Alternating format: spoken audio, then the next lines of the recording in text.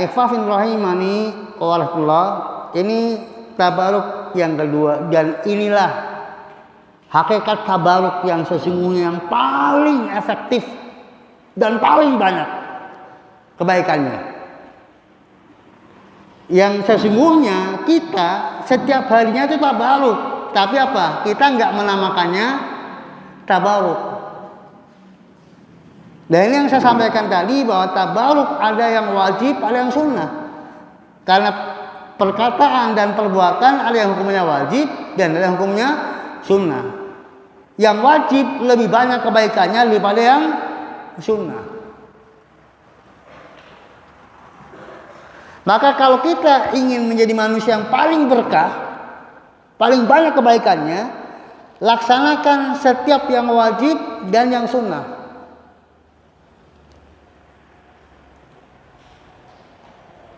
Tadi sudah disampaikan, rakaatain qabla fajri khairun minad dunya wa ma fiha. 2 rakaat sebelum fajar, sebelum subuh, itu lebih baik dari dunia seisinya. Itu sholat sunnah. Bagaimana sholat wajib?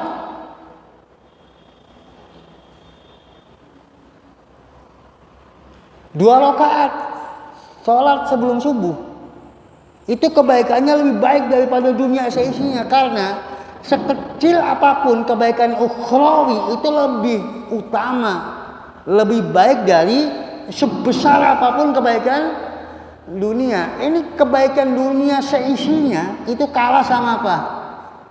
Sama sholat 2 rakaat. Nah anehnya orang keluyuran kesana kemari ngalap berkah, ninggalkan sholat wajib,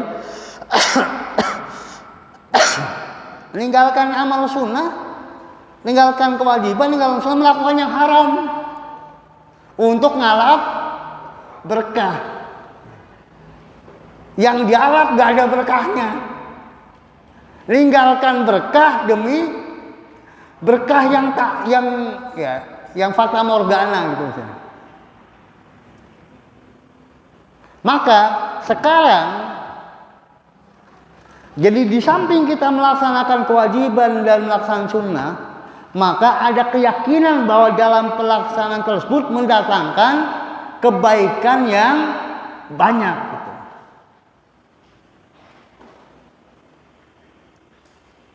Kebaikan ukhrawinya jelas,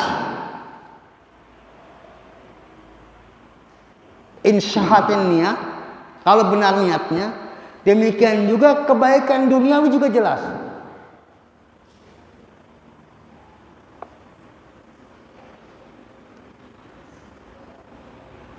Maka orang yang bertakwa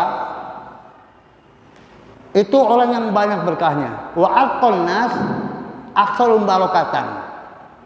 Dan orang yang paling bertakwa adalah manusia yang paling banyak berkahnya. Jadi sekarang kita nggak usah berpikir keluyuran cari apa? Cari berkah. Keluyuran ngarep berkah. Pikirkan tentang apa yang diwajibkan oleh Allah, laksanakan. Apa yang disunahkan sebisa mungkin dilaksanakan. Maka hidup kita itu penuh dengan berkah. Dan tinggalkan yang haram. Karena yang haram mendatangkan keburukan, menghilangkan keberkahan. Jadi kalau kita hidup sehari-harinya antara melaksanakannya wajib, melaksanakan yang sunnah, tidak pernah yang haram,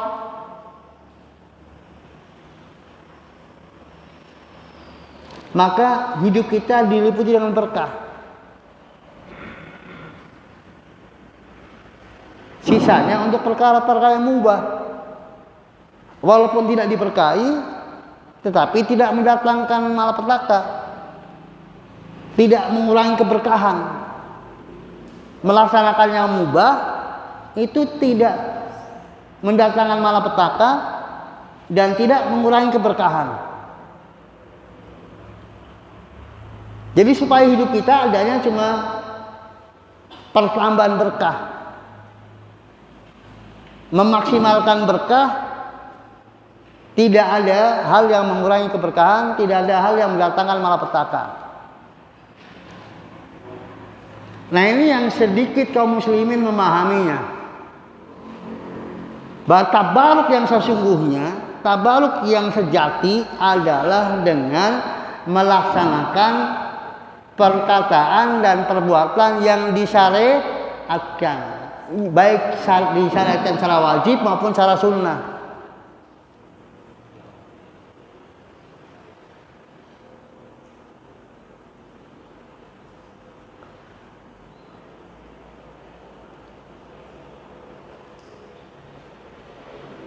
Ya, jadi kalau seseorang itu mencari manfaat duniawi sampai meninggalkan sholat wajib,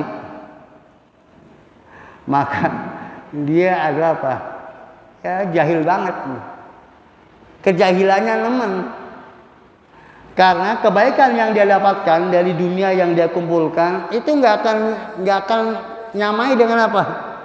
Dengan satu sholat wajib yang dia tinggalkan. Jangankan dengan sholat wajib yang ditinggalkan, dengan sholat sunnah yang dia tinggalkan saja nggak akan bisa mengimbangi.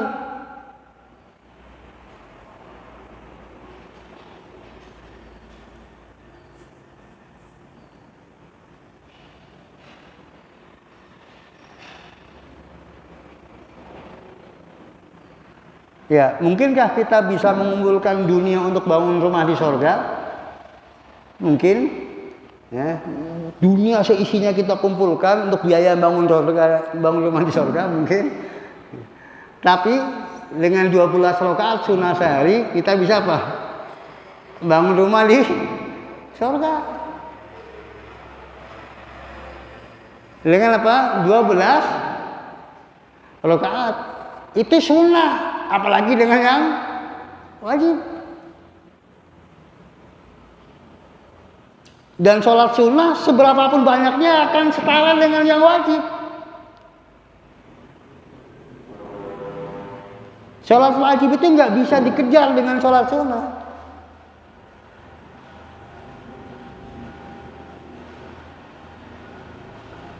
Maka orang yang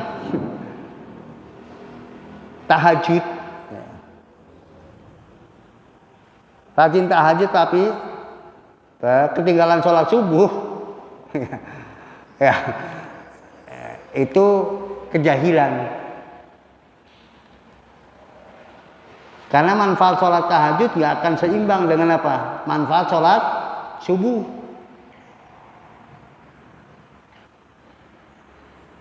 Allah berfirman dalam hadits qudsi, "Wa ma taqarraba ilayya 'abdi bi syai'in ahabbu ilayya mimma aftaratuhu alaihi." Tidaklah seorang hamba mendekatkan diri kepadaku dengan sesuatu yang lebih aku cintai daripada mendekatkan diri kepadaku dengan yang aku wajibkan kepadanya.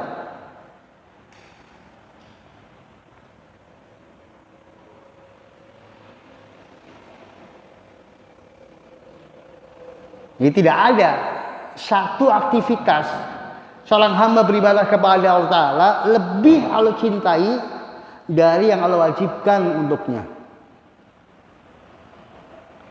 Maka ini skala prioritas. Tunaikan yang wajib dulu. Kalau masih punya waktu, punya tenaga, punya biaya, apa? Kerjakan yang sunnah gitu. Jangan sampai tenaga fisiknya, waktunya habis untuk sunnah, giliran yang wajib sudah letoy, sudah nggak ada tenaga, nggak ada waktu, nggak ada apa. Itu nggak cerdas. Karena meninggalnya wajib dosa. Bisa-bisa keberkahan yang dapatkan di sunnah habis untuk apa? Untuk bayar dosanya, nebus dosanya. Kalau orang Jawa bilang apa? Bulu cengkelangan gelap.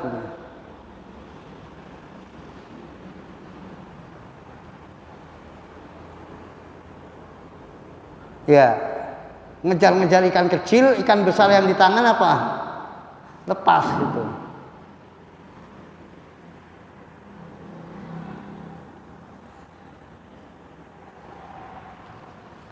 Ya, ini tentang mafhum tabaruk.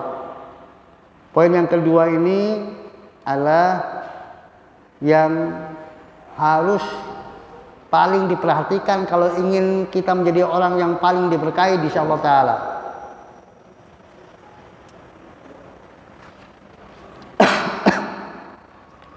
Kemudian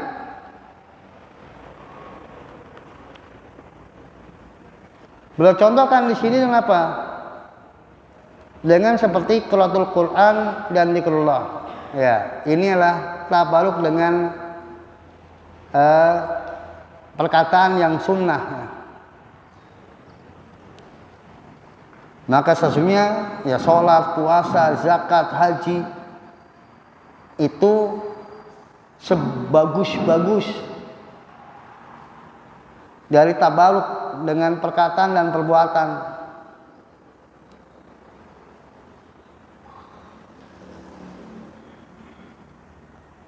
Dan kita sebentar lagi memasuki bulan Ramadan, bulan saum. Maka amal yang paling banyak berkahnya di samping yang rutinitas di hari-hari seperti sebelumnya lah ya amalan puasa. Dengan tetap mengerjakan yang sholat yang wajib.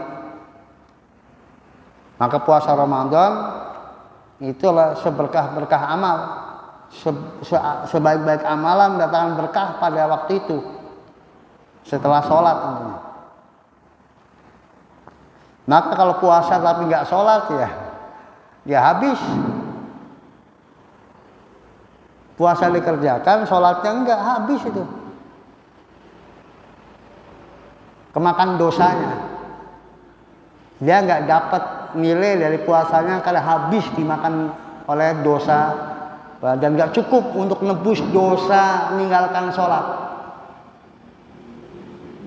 Puasa yang dia kerjakan hasilnya nggak cukup untuk menebus dosa meninggalkan sholat.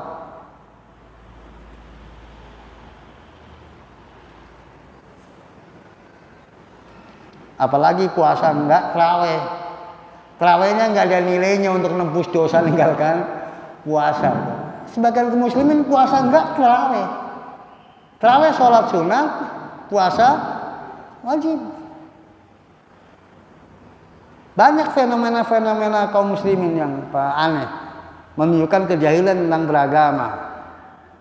Mending enggak pernah terawih tapi puasanya tuntas.